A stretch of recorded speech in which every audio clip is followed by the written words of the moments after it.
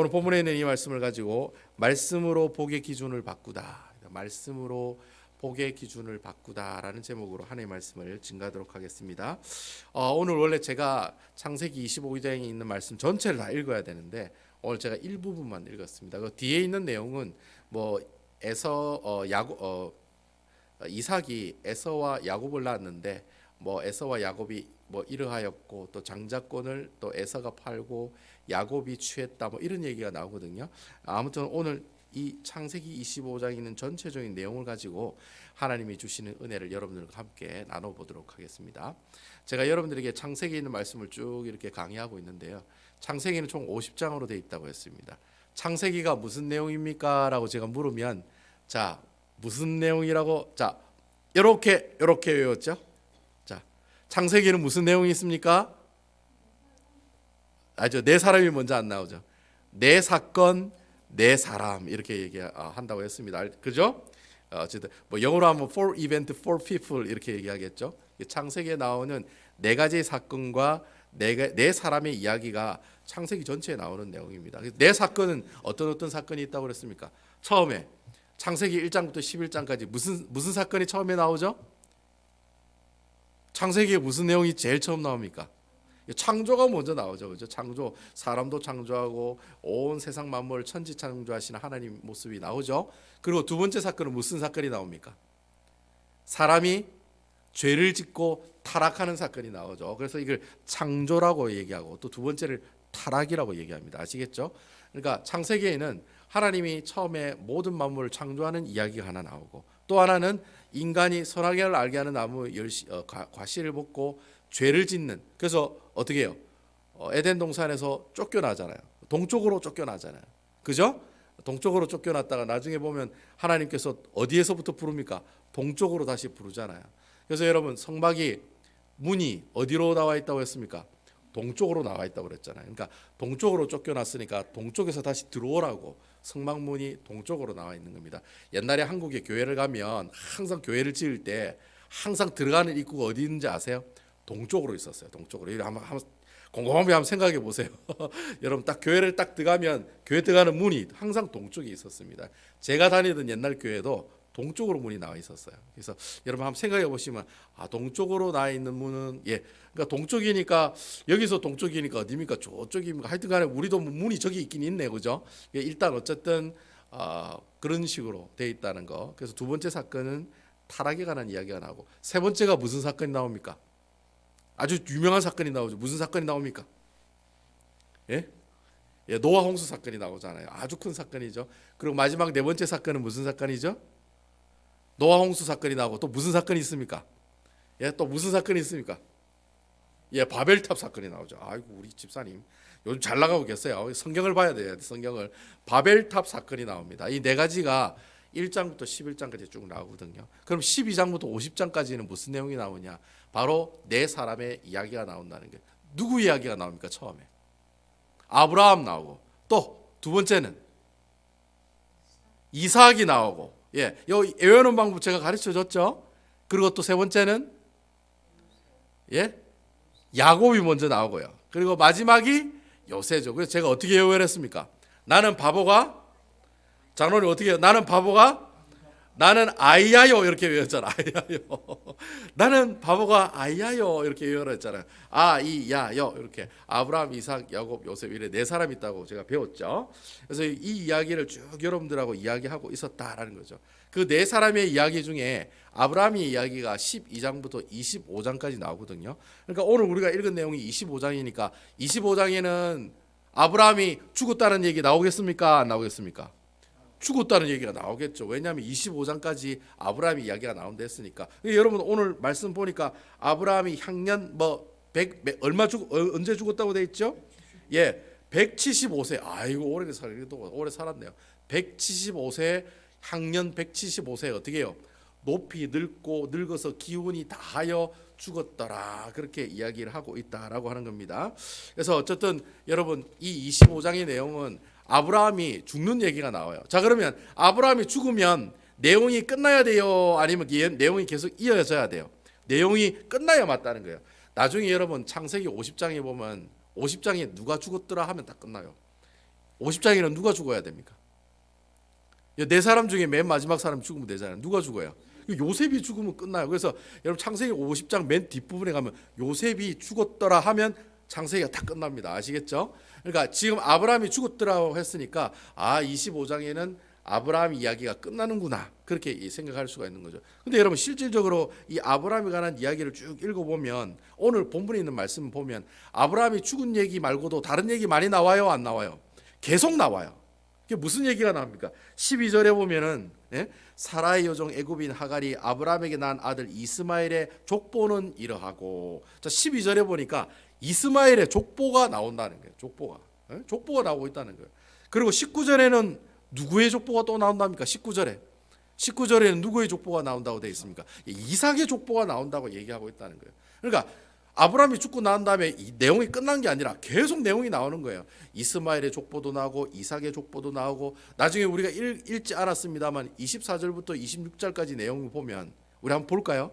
24절에서 26절에 있는 말씀, 우리 verse 24 to 26 한번 볼까요? 24절에서 26절 다 찾으셨어요?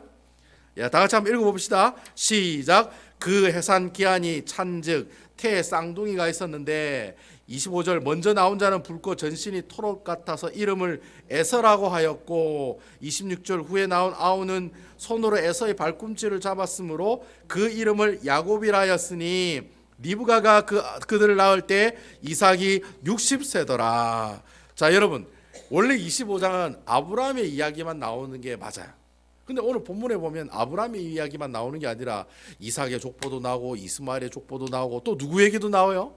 에서 얘기도 나오고 야곱 얘기도 나오고, 뱃속에 있었는데 둘이 치고받고 싸우다가 태어났는데 야곱이 발꿈치 잡고 태어나고, 그죠? 그리고 그 뒷부분에 보면 또 무슨 얘기도 나옵니까? 에서가 배가 고파가지고 막 장자권을 팔아버리고 야곱이 끓인 팥죽을 하나 달렁 이래 먹는 그런 이야기가 어디에 나와요? 25장 말씀에 모두 다 나오고 있다라고 하는 겁니다. 그래서 제가 오늘 25장에 있는 말씀 쭉 이렇게 보니까 이 내용이 여러 가지가 있는 거예요.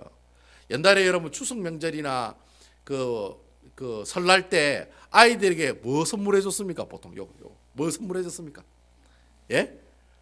뭐 선물해 줬습니까? 돈 말고 요즘에는 캐시를 다 줘야 되지만은 옛날에는 과자 세트, 종합 선물 세트 기억나세요? 옛날에 그거 받으면 완전 장땡이었습니다. 그죠? 아버지한테 그냥 절하고 나서 돈 받는 것보다 종합 선물 세트 과자, 그 안에 보면 잘 안 팔리는 과자들 막 있잖아요. 그죠? 평소에 가면 잘 안 먹는 과자 막 이래 세트로 넣어 놓잖아요. 그래요, 안 그래요? 여러분 카스코 가면 왜 애들 먹으라고 큰 상자 안에 칩 여러 가지 넣은 거 있어요, 없어요? 있잖아요. 뭐 무슨 맛 해가 여러 가지 있는 것처럼 옛날에 우리 그 종합 선물 세트 받으면 얼마나 좋습니까? 마찬가지인 거예요. 25장의 내용이 꼭 이런 종합 선물 세트 같은 느낌이 들어요. 왜냐하면 원래는 창세기 25장은 아브라함에 관한 이야기만 있어야 되거든요. 원래는. 그러니까 막 아브라함이 어떻게 살다 죽었다 이렇게 나와야 되는데, 25장에 아브라함의 죽었다라는 이야기만 나오는 게 아니라 이스마엘의 족보는 어떻고 이삭의 족보는 어떻고, 심지어 어떻게 해요? 이삭이 60세 때 누구 낳았다? 에서와 야곱을 낳았다. 그리고 나중에 에서가 어떻게 해요? 장자권을 팔아서 어떻게 해요? 팥죽을 얻어먹고 야곱이 그 장자권을 사더라. 그런 얘기까지 25장 내용에 쭉 나오고 있다라고 하는 겁니다. 그러니까 여러분 이 말씀을 딱 보시면 오늘 25장에 있는 말씀 딱 보시면 여러 가지 내용이 나오니까 처음 보시는 분들은 좀 헷갈릴까요? 헷갈리지 않을까요? 좀 헷갈릴 수 있다는 거예요. 갑자기 아브라함이 죽었다 얘기 나오다가 갑자기 이삭의 족보가 나오고 이스마엘의 족보가 나오고, 그리고 나중에는 에서가 야곱이 뱃속에서 치고받고 싸우는 갑자기 그 임신하는 얘기까지 나오고, 애가 나왔는데 하나는 그냥 발꿈치 잡고 막 이렇게 이래 잡고 나오는 얘기도 나오고, 나중에 그 둘이 커가지고 에서가 어떻게 해요? 자기의 장자권을 팔아버리는 그런 얘기까지 어떻게 해요? 처음부터 끝까지 쭉 이야기하는 내용이 나오고 있다는 거예요. 그래서 처음 성경을 보시는 분들은 25장이 아브라함이 죽으면 그 끝이어야 되는데 왜 이런 내용이 계속 나오느냐 이상하게 생각할 수 있다는 거예요. 그래서 이렇게 많이 나오면 복잡해요, 안 복잡해요? 그래서 그냥 하고 스킵해버렸는데 여러분 성경 말씀 보면 이건 그냥 막 그런 내용이 나고 이렇게 스킵해버리는 그런 때가 많다는 거예요. 근데 여러분 우리가 항상 성경을 볼 때 무슨 안경을 끼고 보라고 그랬습니까? 빨간 안경, 파란 안경, 무슨 안경? 무슨 안경? 집사님, 김상환 집사님, 무슨 안경? 무슨 안경? 언약, 까만 안경? 언약 안경. 맞습니다. 여러분, 하나님의 말씀을 볼 때는 언약의 안경을 끼고 보셔야 돼요. 그러면 언약의 안경을 딱 끼고 이 말씀을 보면 쉬워요. 아브라함이 죽은 게 이런 내용이구나. 이삭의 족보가 이렇게 때문에 나오는구나. 왜 이스마엘의 족보가 나오지? 언약이라는 안경을 딱 끼면 이유가 이런 거구나. 그것도 갑자기 에서와 야곱이 나와요. 그리고 또 에서가 어떻게 해요? 장자권 팔아버리는 얘기가 나와요. 이런 얘기도 어떻게 해요? 언약이라는 안경을 끼고 딱 보시면 이야기 주제는 몇 가지? 한 가지라는 한 가지. 이야기는 여러 가지인데 주제는 메인 아이디어는 하나밖에 없다는 거예요. 그 하나를 한번 찾아보자는 거예요. 바로 오늘 이 말씀을 통해 하나님이 무엇을 얘기하고 싶은 건지. 아브라함이 죽은 거 가지고 이야기하기가 좀 부족해서 어떻게 해요? 이삭의 족보도 보여주고 이스마엘의 족보도 보여주고 에서와 야곱의 이야기도 넣어놓고 왜 하나님께서 그래 여러 가지 버라이어티한 이야기를 우리에게 보여주시느냐. 이유가 있을 거란 말이죠. 그래서 언약의 안경을 끼고 딱 보면 이것 때문에 하나님께서 우리에게 이 여러 가지 이야기를 보여주고 있구나. 그래서 저는 이 창세기 25장에 있는 이 말씀을 뭐라고 얘기하냐면 종합 선물 세트다. 옛날에 아이들이 좋아했던 과자 종합 선물 세트. 저는 그렇게 생각을 해요. 여러 가지 과자가 들어있지만 결국에는 그 과자는 어디 안에 있습니까? 상자 하나 안에 있다는 거예요. 그러니까 여러 가지 이야기가 있는 것 같고 복잡한 것 같아도 실질적으로 언약의 안경을 가지고 보면 어떻게 해요? 오늘 이 본문의 내용의 이야기는 한 가지만 우리에게 이야기하고 있다라는 겁니다. 아시겠죠? 그럼 도대체 그 한 가지가 뭐냐? 그걸 한번 찾아보자는 거예요. 자, 우리가 오늘 7절의 말씀을 보면 아브라함이 175세에 죽었다라고 하는 그런 얘기가 나옵니다. 여러분, 이 아브라함이 갈대 우르를 떠나서 하나님의 부르심을 받았던 나이가 몇 살입니까? 몇 살입니까? 75세였잖아요. 그러면 175세에 죽었으면 가나안 땅에 도대체 몇 년을 살았다는 겁니까? 100년 동안 살았다는 거예요. 그러니까 아브라함은 가나안 땅에 100년 동안 뭐 하면서 살은 거예요? 이민 생활하면서 사셨다는 거예요. 우리에게 우리 장로님이 제일 연세가 많으신 것처럼 내일 모레면 80이시잖아요. 그러니까 거의 80년의 거의 대부분의 세월을 어디서 사신 거예요? 미국이 이민 와서 이 땅에서 어떻게 해요? 시민권자로 받고 그러면서 살고 계신다는 거예요. 아마 여기 계시는 분들은 기본이 다 뭐예요? 30년, 40년. 그죠? 기본이 30년, 40년. 10년은 뭐 저리 가라. 10년에 아예 끼워주지도 않는다. 3, 40년 다 사신 분들이 여기에 계신다라는 겁니다. 마찬가지로 아브라함도 적어도 100년 정도는 어떻게 해요? 가나안 땅에 이민 생활하면서 살아갔다라는 겁니다. 그런데 하나님께서 갈대우르의 아브라함에게 갈대우르를 떠나라고 이야기하면서 두 가지 약속을 하셨어요. 첫 번째는 어떤 약속이었습니까? 땅에 관한 약속을 했고 두 번째는 자손에 관한 약속을 했다는 거예요. 이 두 가지를 분명히 어떻게 해요? 주겠다고 약속을 하셨어요. 근데 여러분 우리가 성경을 쭉 이렇게 살펴보면 여러분 지금까지 아브라함의 이야기를 우리가 쭉 봤잖아요. 12장부터 25장까지 아브라함 이야기 여러분 들었어요? 안 들었어요? 쭉 들어보시니까 여러분 이 아브라함이 하나님으로부터 이렇게 평생 살아가면서 이 땅에 대한 축복을 받을 때 로또가 터지듯이 땅을 막 한 목에 막 받아가지고 땅 부자 됐다는 그런 얘기 나와요? 안 나와요? 그런 얘기 있어요? 없어요? 그런 얘기 없어요. 갑자기 막 자녀를 낳았는데 막 쌍둥이로 막 한 10번 나가지고 어떻게 해요? 자손이 엄청 많아지더라. 그래가지고 아브라함의 자손이 막 득실득실 하더라. 여러분 그런 성경 구절이 있어요? 없어요? 없었다는 거예요. 아브라함이 100년 동안 가나안 땅에 살면서 얻었던 땅은 얼마 막벨라 굴 주위에 있는 그 밭 그거 하나밖에 없어요. 그리고 여러분 아브라함의 자손은 여러 명이었느냐? 그렇지 않아요. 여러분 아브라함의 아들 몇 명입니까? 아들이 몇 명입니까? 원래 공식적으로는 한 명이죠. 공식적으로 한 명. 근데 원래 두 명은 맞아요. 이스마엘이랑 이삭이랑 두 명은 맞아요. 근데 공식적으로는 몇 명이에요? 한 명이잖아요. 한 명. 사라의 몸에서 나온 친자식은 한 명이잖아요. 그러니까 여러분 아브라함이 100년 동안 가나안 땅에 살면서 자식은 한 명, 땅은 한 요만큼. 여러분 막벨라 굴이 크면 얼마나 크겠습니까? 그리고 그 주위에 밭이 있으면 얼마나 크겠습니까? 한 요 정도 됐겠죠. 요 정도 한 교회 한 요 정도 됐겠죠. 그죠? 요 정도 땅 크기밖에 되지 않았다라는 것이죠. 그래서 여러분 엄밀히 따지고 보면 이 아브라함이라고 하는 사람은 세상적인 기준으로 봤을 때 이 이민 생활을 한 사람의 그 대표적인 케이스로 봤을 때 성공한 사람이에요, 실패한 사람이에요? 집사님, 내가 미국에 이민 왔는데 집 한 채도 없어. 자식도 한 명밖에 없어. 성공한 거예요, 성공 안 한 거예요? 실패했지. 실패했죠. 내가 여러분 이민 솔직히 돈 많이 벌러 온 거잖아요. 근데 돈을 많이 벌지도 못하고 내 가게도 없어요. 예? 뭐 리타이어 해가지고 연금 조금 받는 거밖에 없어요. 그거밖에 없어요. 내가 뭐 갑자기 뭐 땅이 많아가지고 땅 부자가 되었다든지 아니면 자녀가 막 다 잘 돼가지고 어떻게 해요? 막 다 대학 가고 다 돈 벌어가지고 자식이 저를 돈을 주면서 먹여 살립니다. 이런 분이 몇 분 안 계세요. 그런 사람이 어디 있어요? 다 자기 자식은 자기 자식대로 살고 우리는 우리대로 살고 그래 살잖아요. 그러니까 세상적인 관점과 세상적인 눈으로 봤을 때 이민 생활한 케이스 가운데 이 아브라함의 이민 생활은 실패가 아니다. 거의 실패라 보는 것이 맞다는 거예요. 인간적인 기준으로 봤을 때, 또 세상적인 복의 기준으로 봤을 때 아브라함이 복 많이 받은 거예요? 조금만 받은 거예요? 조금만 받은 거죠. 아브라함이 가나안 땅에 와서 받은 복이 자녀 한 명, 막벨라 굴과 그 주위에 있는 밭 그거 하나밖에 없어요. 그럼에도 불구하고 이상하게 여러분 창세기 25장의 내용을 잘 살펴보면요, 이상하게 저희가 이 창세기 25장에 있는 말씀을 제가 쭉 살펴보면서 야, 아브라함이 나처럼 참 복을 못 받는 사람인 것 같다, 그런 느낌이 막 들더라고요. 땅도 없어, 돈도 없어, 집도 없어, 아무것도 없어. 자녀를 뭐 낳아도 한두 명밖에 없어. 저는 그래도 자녀가 3명인데 야는 자녀가 공식적으로 1명 아니면 2명밖에 없어요. 어떻게 보면은 아브라함보다 제가 더 어떻게 해요? 미국 와가지고 팔자 핀 케이스라는 거예요. 가만히 생각해 보니까 제가 아브라함보다 더 복을 많이 받았더라고요. 안 그렇습니까, 여러분? 저는 이렇게 교회를 섬길 수 있는 기회들이 있잖아요. 아브라함보다는 좀 나은 그런 삶을 살고 있는 사람인 것 같다라는 그런 생각이 들더라고요. 근데 이 창세기 25장에 있는 말씀을 쭉 여러분 잔잔히 묵상해 보시면 하나님이 생각하시는 복의 개념이랑 우리가 생각하는 복의 개념이 같다, 틀리다? 틀리다는 것을 볼 수가 있다는 거예요. 자, 여러분, 우리가 7절과 8절에 있는 말씀 한번 우리가 읽어보도록 하겠습니다. 7절과 8절, 우리 verse 7 to 8 이 말씀 한번 같이 한번 읽어보도록 할게요.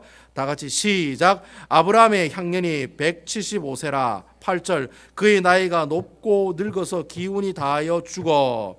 17절에 있는 말씀도 볼까요? 17절, 우리 17절 말씀 시작. 이스마엘 향년이 137세에 기운이 다하여 죽어 자기 백성에게로 돌아갔고. 자, 여러분, 오늘 8절과 17절 말씀에 보면 기운이 다하여 죽었다라는 뜻이 나와요. 여러분, 기운이 다하여 죽었다는 말이 무슨 말입니까? 기운이 다하여 죽었다, 이 말이 무슨 말이야? 야, 늙어서 죽었다. 우리가 보통 생각하면 늙어서 죽었다 그래 얘기할 수 있잖아요. 그렇게 얘기하는 게 맞아요. 근데 여러분, 이 말씀이 히브리어에 있는 원어로 해석을 하면 기운이 다해서 죽었다는 말은 늙어서 죽었다는 얘기가 아니에요. 어떻게 해석을 할 수 있냐면은 하나님의 약속대로 하나님의 소명을 다 완수하고 죽었다. 그러니까 네가 받은 모든 사명을 다 완수하고 죽었다라고 하는 뜻이 바로 뭐예요? 기운이 다하여 죽었다라는 단어의 뜻과 똑같은 뜻이라는 거예요. 자, 그러면 여러분 한번 보세요. 아브라함이 기운이 다하여 죽었다라고 했으니까 아브라함은 그럼 결국에는 뭐예요? 하나님이 주신 그 약속된 소명을 다 이루고 죽었다는 거예요? 안 죽었다는 거예요? 다 소명을 이루고 죽었다라고 이야기하고 있어요. 자, 그리고 난 다음에 여러분 이스마엘을 봅시다. 이스마엘이 이제 서자 출신이고 어쨌든 하나님의 불순종의 아이콘의 대상이잖아요. 이 이스마엘이 아브라함이 하나님께 불순종해서 난 자식이잖아요. 근데 그 이스마엘조차도 하나님께서 뭐 했다? 하나님이 주신 소명을 다 완수하고 죽었다라고 이야기하고 있다는 거예요. 그러니까 여러분, 아브라함의 삶은 하나님 앞에 순종하는 삶을 살아감으로 어떻게 해요? 하나님께 이런 복을 받았다라고 하면 우리가 이해를 할 수가 있어요. 뭐 하나님의 소명을 다해서 죽었다라고 하면 이해는 할 수가 있어요. 그렇지, 아브라함은 자신이 가지고 있는 소명을 다해서 죽었기 때문에 기운이 다해서 죽었다는 표현을 쓸 수가 있어요. 근데 여러분, 이스마엘은 불순종의 아이콘이요, 아브라함이 하나님 앞에 불순종해서 난 자녀가 이스마엘이거든요. 근데 이 이스마엘까지도 뭐예요? 기운이 다해서 죽었다라고 이야기하고 있다는 거예요. 이건 좀 이상하다는 거예요. 아브라함은 기운이 다해서 죽었다는 말은 이해가 가요. 왜? 하나님 앞에 순종하는 삶을 살아갔기 때문에. 근데 이스마엘은 하나님께 불순종한 삶을 살아갔던 사람이 바로 이스마엘이라고 하는 사람이었다는 거예요. 근데 그럼에도 불구하고 성경은 오늘 뭐라고 얘기하느냐면 이 이스마엘도 동일하게 어떻게 해요? 기운이 다해서 죽었다. 하나님이 주신 그 약속대로 소명을 다하고 죽었던 사람이 바로 이스마엘이다 이야기하고 있다는 거예요. 그러니까 성경을 보면 아브라함이 받는 복이랑 이스마엘이 받는 복이랑 지금 거의 같게 보고 있는 거예요? 틀리게 보고 있는 거예요? 같게 보고 있다는 거예요. 이게 이상하다는 거예요. 야, 이상하다. 우리가 일반적으로 생각하는 개념으로 복이라면 아브라함처럼 해야 복을 받잖아요. 그래요, 안 그래요? 근데 여러분, 이스마엘은 복 받을 짓을 해요, 안 해요? 아예 이스마엘은 태어나는 것 자체가 하나님의 불순종으로 태어난 자식이고, 나중에 보면 어떻게 해요? 나중에 이스마엘이 결혼할 때 누구하고 다 결혼합니까? 다 가나안 땅에 있는 사람들하고 결혼하거든요. 그죠? 그러면 우리가 자로 재어 보면 아브라함이 훨씬 더 하나님께 어떻게 해요? 복을 받는 대상이어야 된다고 이야기를 해야 되는데, 오늘 성경은 이스마엘에게도 동일하게 어떻게 해요? 기운이 다해서 죽었다라고는 좋은 표현을 사용하고 있다라고 하는 겁니다. 이렇게 약간 불평등한 느낌을 주는 구절이 11절에 보면 또 나와요. 11절. 우리 다 같이 11절에 있는 말씀 한번 찾아보겠습니다. 11, 우리 verse 11입니다. 11 다 같이 찾으셨죠? 자, 11절 다 같이 읽어보겠습니다. 시작. 아브라함이 죽은 후에 하나님이 그의 아들 이삭에게 복을 주었고 이삭은 부엘라 헤로이 근처에 거주하였더라. 제가 이 말씀을 보면서 고개를 좀 갸뚱했어요. 왜냐하면 여러분, 솔직히 말해서 아브라함이 죽으면서 이삭에게 엄청나게 많은 재산을 줬을까요? 안 줬을까요? 아니, 아브라함이 엄청나게 많은 재산을 이삭에게 줬어요? 안 줬어요? 엄청나게 많은 재산을 이삭에게 줬어요? 안 줬어요? 예? 솔직히 깨놓고 얘기해서 아브라함이 재산 엄청 많았는데 그걸 엄청 많은 재산을 이삭에게 줬어요? 안 줬어요? 안 줬죠. 왜냐하면 아브라함이 재산이 많아요? 적어요? 그만큼밖에 없는데 막벨라 굴이랑 그 밭하고 자식 이삭밖에 없는데 재산이라고 하면 그 막벨라 굴 하나에다가 그 밭 한 몇 평 되는 그 밭밖에 없는데요. 근데 오늘 성경은 뭐라고 얘기했냐면 하나님이 그 아들 이삭에게 뭘 주었다라 했습니까? 복을 주었다라고 이야기하고 있다는 거예요. 이게 이상하다는 거예요. 아니, 세상에 아들에게 미안하다, 내가 지금 땅 10,000평이 있는데 이것밖에 니한테 줄 게 없구나, 이렇게 얘기하면 사랑하는 문영주가 문은총에게 땅 10,000평을 주었더라 하면 그게 복이에요, 복이 아니에요? 복이지. 근데 10평을 주었더라 이라면 AC가 나올까요, 안 나올까요? ABCD 나올까요, 안 나올까요? 나올 수밖에 없다는 거야. 이거 가지고 아버지도 참 이런 그냥 팔아가지고 어떻게 해요? 교회다 헌물하든지 아니면 어떻게 해요?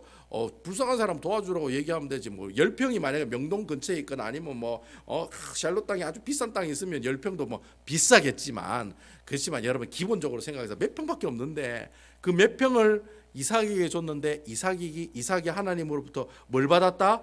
복을 받았다라는 이야기가 어떻게 해요? 말이 되냐는 거예요. 말이 안 된다는 거예요. 그리고 또 왜 말이 안 되느냐 하면은 여러분 앞으로 25장 다음으로 26장에 무슨 내용이 나오느냐 하면은 이삭의 내용이 나와요. 이삭이. 26장에는 이삭에 관한 내용이 나오거든요. 근데 여러분 그 이삭의 내용을 읽어보시면 다음 주에 내용 보시면 알겠지만 이삭도 진짜 지지리도 참으로 이상한 사람입니다. 왜냐하면 아브라함이 이전에 자기 부인 사라를 누이라고 속였다가 2번이나 속였다가 고생해요, 안 해요? 근데 여러분 이삭도 나중에 리브가를 자기 누이를 했다가 아비멜렉에게 어떻게 해요? 고생을 해요, 똑같이. 그러니까 아버지가 했던 거 그대로 어떻게 해요? 이삭도 따라하다가 어떻게 해요? 하나님께 혼나는 장면이 똑같이 나오고 있거든요. 도찐 게 찐이라는 거예요. 여러분 아브라함이 가나안 땅에 100년 동안 살면서 요만한 막부엘라 굴 하나에 조그만 땅 그 가지고 있는 거 이삭에게 줬는데, 그러면 이삭이 그걸 받아가지고 재투자를 잘하고 막 투자를 잘해가지고 막 땅을 막 100배 1000배 늘려가지고 이삭이 나중에 큰 부자가 됐어요? 그런 얘기가 있어요, 없어요? 성경에 그런 얘기 없어요. 그대로 이삭은 그대로 아브라함이 주는 땅과 아브라함이 준 땅 그 얼마 안 되는 거 그 땅 그대로 가지고 있어요. 그 땅 가지고 뭐 넓히고 뭐 어떻게 뭐 그걸 팔아가 종잣돈이 돼가지고 나중에 막 어떻게요 큰 거부가 되었더라 그런 얘기가 없어요. 그냥 그대로 막벨라 굴을 그대로 받아가지고 이삭이 살아가는 인생을 보면 어떻게 하다가 살아갑니까? 계속 땅 파면서 우물 파다가 남한테 뺏기고 우물 파다가 남한테 뺏기고 그렇게 하다가 죽은 사람이 누구예요? 그 사람이 이삭이라는 거예요. 근데 여러분 이삭이 무슨 복을 받았습니까? 눈꽃만큼도 복도 받은 사람이 아닌데 아버지도 눈꽃만큼밖에 안 되는 복 받았고 이삭도 동일하게 뭐예요? 눈꽃만큼밖에 안 되는 복을 받은 사람이 바로 이삭이다라는 거예요. 그러면 이삭이 하나님께 아브라함으로부터 복을 받은 거예요? 복을 안 받은 거예요? 인간적인 생각을 보면 복을 안 받은 거죠. 그게 무슨 복이에요? 복을 받았다면 아버지가 가지고 있는 이 땅을 종자 땅으로 해서 나중에 크게 불러가지고 이삭이 부자가 되었더라. 그러면 그게 복이죠. 근데 성경에는 그렇게 찌질하게 아버지가 가지고 있는 땅 그대로 가지고 있고 거기서 땅 넓히거나 여러분 이삭도 자식을 낳았는데 몇 명 낳았습니까? 아브라함이 이삭 하나 낳고 이삭은 몇 명 낳습니까, 여러분?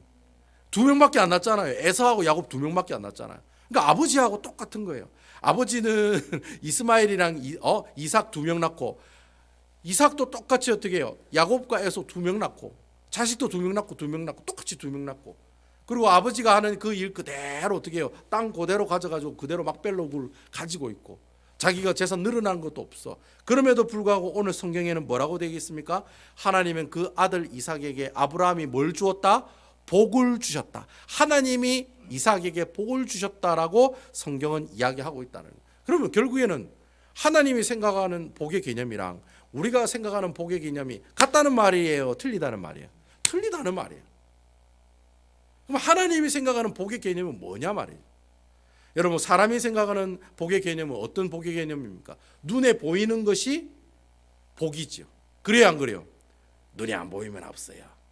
눈에 안 보이면 내가 뭐 사랑합니다, 좋아합니다, 뭐 그래요, 자기를 좀 영원토록 사랑할게요. 말만 하면 뭐 합니까? 그냥 뭐 지폐 한 뭉탱이 어떻게 해요? 탁 갖다 주면은 완전 아내들이 좋아해요, 안 좋아해요? 아, 저 사람이 나 사랑하는 것 같다 그렇게 생각할 수 있잖아요.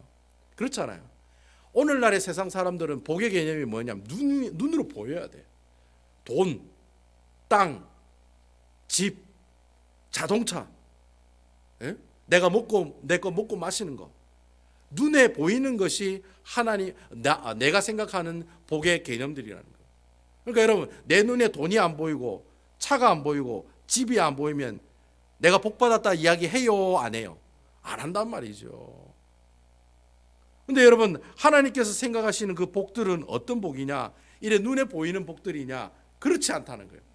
여러분 창세기 12장에도 보면 하나님께서 뭐라고 약속하셨냐면 아브라함으로부터 큰 민족을 이루고 이름을 창대케 하고 복을 주고 복의 근원이 되고 그리고 또 뭐예요? 너를 저주하는 자는 저주하고 너를 복 주는 축복하는 자에게는 내가 축복하겠다고 하나님께서 여러 가지 복들을 이야기하잖아요. 그런데 실제적으로 아브라함이 살면서 이 하나님께서 말씀하신 7가지 복 다 받았어요, 안 받았어요? 받았어요, 안 받았어요? 안 받았지요. 분명히 아브라함에게 주신다고 했던 이 복을 아브라함이 살 때는 그런 복들을 모두 다 받지는 않았다는 거예요. 그래서 근데 아브라함의 눈앞에 바로바로 그런 것들이 탁탁 일어나면 어떻게 해요? 아, 이게 복이라고 생각을 했겠죠. 그죠? 아, 하나님께서 갑자기 막 어떻게 해요? 땅을 막 가나안 땅이면 몇만 평을 주시고 자녀도 막 그냥 팍팍팍 한 100명씩 1000명씩 막 낳게 해주시고 하나님께서 그런 역사를 베풀어 주시면 아브라함이 그런 생각을 했겠죠. 야, 하나님 주시는 복은 이런 것이 땅의 복이구나, 이런 것이 자손의 축복이구나라고 생각을 했겠죠. 근데 하나님께서 그런 복을 주신다고 했지만 실제적으로 아브라함이 살 때는 그런 복들을 조금밖에 안 보여주셨다는 거예요. 조금. 아들 1명, 땅 어떻게 해요? 막벨라 굴 하나, 그거로 심할 땡이라는 거예요. 그거 끝이라는 거예요. 더 이상 하나님께서 아브라함에게 눈에 보이는 물질적인 복을 어떻게 해요? 주시지 않았다라고 하는 겁니다. 그래서 여러분 우리가 신앙생활할 때 보면 어떤 집사님들 그런 얘기 하잖아. 아이고 우리 김 집사님은 참 하나님께 복도 많이 받으셨네. 왜 복을 많이 받아요? 차도 좋은 차 타고 다니고 자식들도 다 잘 되고 하나님한테 복 받고 직장도 좋은 직장 구하고 자식도 뭐 손주 손녀들도 잘 건강하게 잘 크고 아이고 그리고 또 집도 100만 불 200만 불 되는 큰 집에도 사시고 아이고 하나님께 복 받았네요라고 그래 사람들은 그래 얘기를 한다라는 거죠. 근데 중요한 것은 물론 물질적으로 이렇게 복을 받는 것, 눈에 보이는 복도 복이에요. 그게 복이 아니란 말은 아니에요. 그것도 복이에요. 근데 중요한 것은 성경이 100% 그것을 진짜 복이라고 이야기하지는 않는다라는 거예요. 만약에 그것이 진짜 복이라고 했으면 아브라함에게 하나님께서 복을 팍팍 줬을까요? 안 줬을까요? 팍팍팍 줬죠. 아브라함처럼 하나님께 순종하는 사람이 어디 있었습니까, 여러분? 믿음의 조상 아브라함이라고 얘기하잖아요. 믿음의 조상 아브라함이라고 얘기하잖아요. 믿음하면 빼지 못하는 사람이, 믿음하면 한 사람 고르라면 누가 고릅니까? 아브라함이 믿음이라고, 아브라함처럼 믿으라고 이렇게 얘기하잖아요. 그만큼 아브라함은 하나님으로부터 어떻게 해요? 큰 복을 받았다라고 이야기하지만, 그렇지만 실질적으로 우리가 알고 있는 그런 복들은 아니었다. 성경은 그렇게 우리에게 이야기를 하고 있다라고 하는 겁니다. 그래서 만약에 눈에 보이는 물질적인 복들이 진짜 복이었다면 아브라함은 하나님한테 그런 물질적인 복을 받은 사람이에요, 안 받은 사람이에요? 그런 복을 안 받은 사람이 바로 아브라함의 모습들이었다라는 겁니다. 자손의 축복도 마찬가지예요. 하나님께서 자식이 많은 것이 복이라고 생각했다면, 이스마엘처럼 12명의 아들을 낳은 그런 복들을 허락해 주셨다면 그게 하나님께서 주신 자손의 복이라 이야기할 수 있어요. 하지만 하나님께서는 아브라함에게 단 한 명의 자녀만 주셨어요. 그것도 누구예요? 이삭을 100세 때 25년 동안 기다려가지고 자손의 축복해 주신다고 25년 동안 기다린 다음에 얻은 자식이 단 한 명, 이삭 한 명밖에 없었다는 거예요. 그게 무슨 자손의 축복이요? 그게 무슨 하나님께서 주신 땅의 축복이냐라고 하는 것이죠. 그죠? 이삭도 마찬가지예요. 여러분, 이삭도 자녀를 많이 낳았으면 모르겠는데 이삭도 달랑 2명밖에 안 낳았어요. 에서랑 야곱이랑. 그리고 이삭은 아브라함이 준 그 막벨라 굴 외에는 하나도 재산을 가지고 있지 않는 모습으로 살았다라고 하는 거예요. 그럼에도 불구하고 우리 오늘 성경에는 그런 아브라함과 이삭을 어떠한 사람이라고 얘기하고 있어요? 하나님께 복을 받은 사람이라고 우리에게 이야기하고 있다라고 하는 겁니다. 결국 여러분, 하나님께서 우리에게, 하나님께서 생각하시는 복의 개념이 뭐냐? 눈에 보이는 그것이 복의 개념이 아니라는 거예요. 물질의 복이 복이긴 하지만 하나님이 진짜 원하시는 복은 그 복이 아니다. 그럼 하나님께서 보시는, 하나님께서 우리에게 주시는 그 복의 기준이 뭐냐? 그 복의 그 개념이 뭐냐는 거예요. 하나님이 보시는 그 복의 개념이 뭐예요? 바로 하나님의 말씀에 순종하는 것이 바로 복이라고 하는 거예요. 아멘입니까? 그러니까 하나님께서 내가 이 사람에게 복을 주겠다 안 주겠다 그 기준이 어디에 있느냐? 우리 오집사님이 얼마나 하나님의 말씀에 순종하느냐 안 하느냐, 우리 원집사님이 얼마나 하나님의 말씀대로 사느냐 안 사느냐, 그것 가지고 하나님께서 뭘 주시는 거예요? 바로 하나님께서 복을 주시겠다는 거예요. 아, 그러면 지금 내가 하나님의 말씀을 잘 순종하면 하나님께서 눈에 보이는 물질의 축복을 보여주시냐? 그런 건 아니에요. 그렇게 하시기도 해요. 갑자기 여러분들에게 큰 복을 주시기도 해요. 하지만 하나님께서 주시는 그 복은 어떤 복이에요? 눈에 보이지 아니하는 복. 여러분들 자손과 자손과 자손과 자손에게 하나님의 귀한 축복의 모습들이, 하나님의 놀라운 그 믿음의 축복의 명문 가정의 모습들이 계속해서 이어지고 연결되는 그런 놀라운 축복들을 여러분들이 어떻게 해요? 경험한다는 거예요. 여러분 아멘입니까? 그거예요. 그러니까 내가 살아가면서 아파트 한 채, 뭐 연금 조금 받는 거, 이거 가지고 다른 사람들 비교할 필요가 없는 거예요. 왜냐하면 하나님께서 내게 주신 사명이 그건 거예요. 중요한 것은 내가 얼마나 하나님께서 말씀하신 그 사명에 충실하게 그 사명들을 잘 감당하고 있느냐, 이게 가장 하나님의 복을 받는 큰 기준의 모습들이 될 수 있다는 거예요. 그러니까 여러분, 내가 가지고 있는 이 사명이 끝나는 순간, 그때 주님께서 여러분들을 어떻게 하시는 거예요? 그때 여러분 어떻게 하시는 거예요? 데려가신다는 거예요. 장로님이 몸이 불편하고 내가 늙어서 죽는 게 그래서 하나님 앞으로 가는 게 아니에요. 내가 가지고 있는 사명이 끝나면 하나님의 불리우심을 받는 겁니다. 아멘이시죠? 우리 김정문 집사님도 마찬가지예요. 내가 뭐 아파가지고 갑자기 뭐 죽는다, 그것 때문에 죽는 게 아니에요. 내가 가지고 있는 사명이 다 완수되고 다 끝나면, 그러면 그때 하나님 부르시는 거예요. 아이고 김정문 집사, 아이고 니 고생했다, 니 다시 올라오니라. 오리 집사, 니 고생했다, 이제 올라오니라. 아이고 문 목사, 너 이제 고생했다, 이제 올라오니라. 네가 가지고 있는 사명, 네가 가지고 있는 그 하나님의 놀라우신 그 사명을 잘 감당했기 때문에, 다 감당하고 나면 어떻게 해요? 하나님의 불리우심을 받는다는 거예요. 내가 암병으로 죽든지, 내가 일찍 죽든지, 사랑하는 사람이 먼저 가든지, 아니면 사랑하는 자녀가 먼저 세상을 떠나는 것이 우리 인간적인 모습으로는 큰 슬픔일 수도 있지만, 그 사람을 하나님께서 데려가는 가장 큰 이유는 뭐예요? 그가 가지고 있는 그 사명이 끝났기 때문에 그 끝난 그 사명, 그 사람을 하나님께서 기뻐하셔서 부르신다는, 그것이 바로 뭐예요? 바로 아브라함과 이스마엘이 죽었던, 하나님께서 그 죽음, 참 늙고 오래된 높은 그 죽음 후에 이르게 되는 그 모습들을 경험하게 된다라고 하는 것입니다. 그러니까 여러분, 하나님이 내게 복 주셨다는 말이 무슨 말이냐면, 눈에 보이는 물질적인 복을 주셨다는 말이 복을 주셨다는 말이 아니라는 거예요. 내가 하나님의 말씀에 순종할 수 있는 기회를 주신 것이 복인 줄로 믿으시기 바랍니다. 아멘입니까? 그러니까 내가 지금 이 자리에서 하나님 말씀 순종할 수 있는 그 시간과 공간과 장소를 주신 것, 그게 복이라는 거예요. 내가 이 자리에서 하나님 말씀의 복음을 들을 수 있는 이 시간이 복일 줄로 믿으시기 바랍니다. 이게 복이라는 거예요. 내가 이 순간에 하나님께서 내게 요구하시는 말씀이 이거구나, 내게 지금 이거 하지 말라고 하시는구나, 이거 하라고 하시는구나, 그거 듣고 하나님 말씀에 순종하며 살아가는 이 순간이 무슨 순간이라는 거예요? 그게 바로 하나님으로부터 복 받는 순간이요. 그러면 결국에는 우리가 가지고 있는 이 복의 기준이 어디에 있다는 거예요? 우리가 받는 모든 복의 기준이 어디에 있다는 겁니까? 어디에 있다는 겁니까? 하나님의 말씀 가운데 있다는 거예요. 여러분 아멘입니까? 그러니까 여러분, 언약의 백성들은, 하나님을 예수 그리스도로 주로 영접한 백성들은 내가 하나님 복 가운데 거하고 복 가운데 충만한 삶을 살기 위해서는 어떻게 해야 되느냐? 매일 하나님의 말씀을 읽고 그 말씀대로 순종하려고 애쓰는 그 사람이야말로 그 사람 어떤 사람이에요? 하나님께 복을 받는 사람이요. 복 받는 주의 귀한 주의 종들이 다 된다라고 하는 것입니다. 그 말씀을 오늘 이 창세기 25장에 있는 말씀을 통해 하나님께서 우리에게 말씀하고 있는 거예요. 야, 복이라는 것은 네 눈에 보이는 것이 복이 아니다. 그럼 뭐가 복이냐? 하나님의 말씀에 순종하는 그 순간순간이 복이다. 내가 못 먹고 못 살아도 돼요. 내가 정부 아파트에서 사는 거 어때요?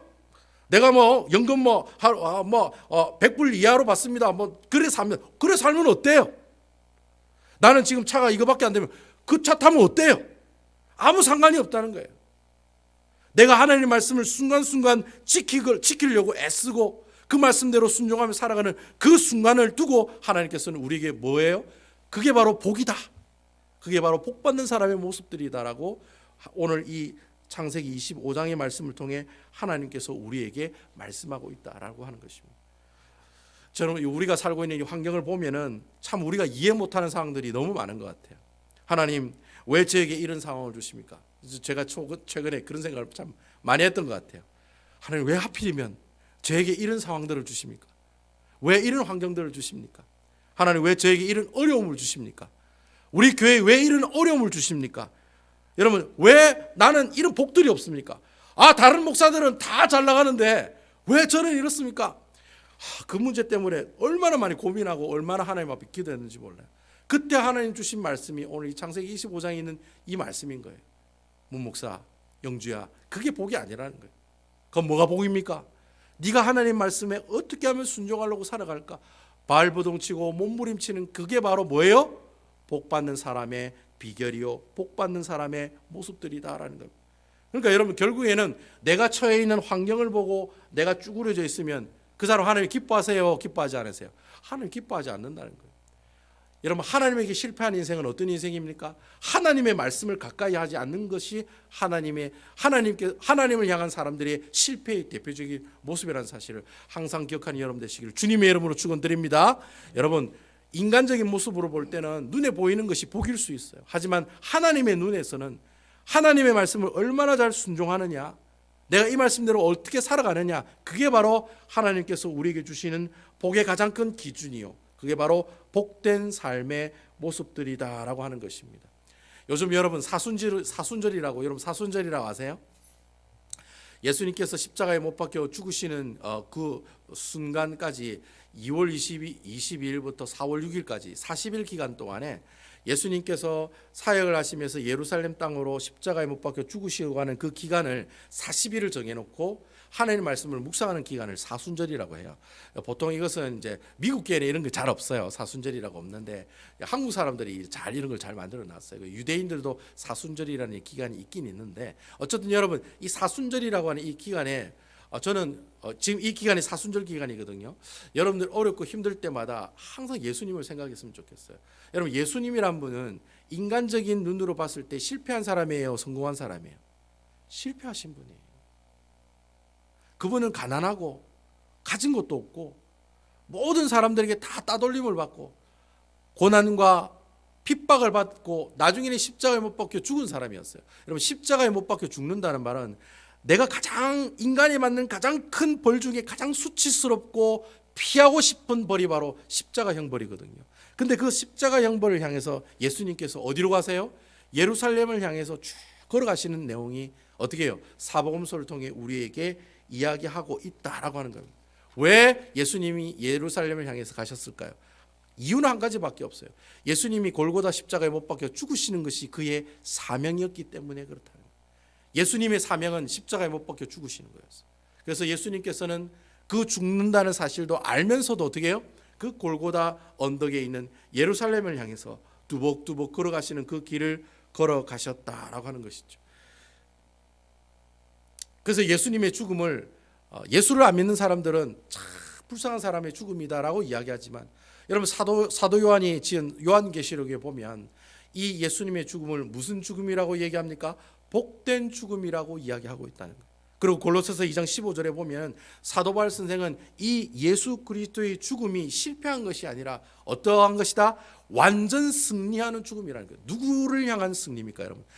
이 세상에 있는 모든 악한 영과 마귀의 권세를 깨트려 이기는 실패의 십자가의 죽음이 아니라 그 모든 악한 영적인 권세들을 다 깨트리는 능력의 승리의 죽음이 바로 십자가의 죽음이라고 사도 바울 선생이 골로새 교회를 향해서 적은 골로새서 2장 15절의 말씀을 보면 그렇게 이야기를 하고 있다라고 하는 겁니다. 여러분 내가 지금 못 살아도 괜찮아요. 내가 지금 실패하고 남보다 뒤처져 있다고 여러분 괜찮아요. 그런 생각해도 괜찮아요. 중요한 것은 내가 지금 이 순간에도 얼마나 하나님의 말씀을 끝까지 읽고 묵상하고 있느냐, 내가 얼마나 그 말씀대로 순종하면서 살아가려고 애쓰고 있느냐, 그게 바로 하나님께서 이 순간에 여러분들에게 요구하시고 원하시는 모습들이다라고 하는 것입니다.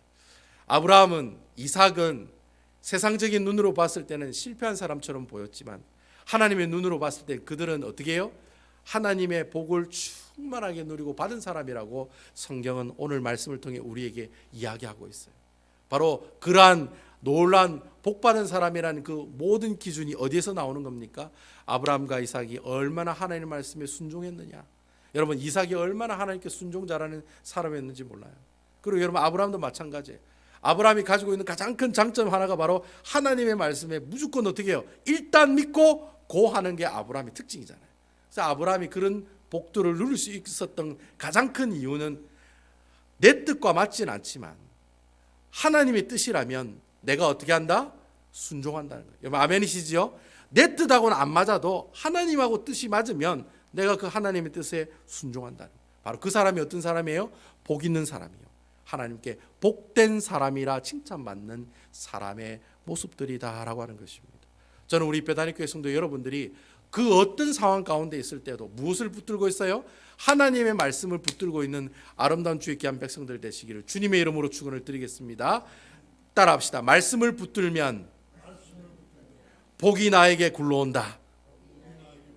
말씀을 순종하면 복이 나에게 따라온다. 이 사실 꼭 기억하셔서 어렵고 힘들 때일수록 말씀을 가까이 하시고 그 말씀을 쫓아 순종함으로 하나님께서 복된 인생이라 칭찬받으며 살아가시는 아름다운 우리 배단위 교회 성도 여러분들 다 되시기를 주님의 이름으로 축원드리겠습니다.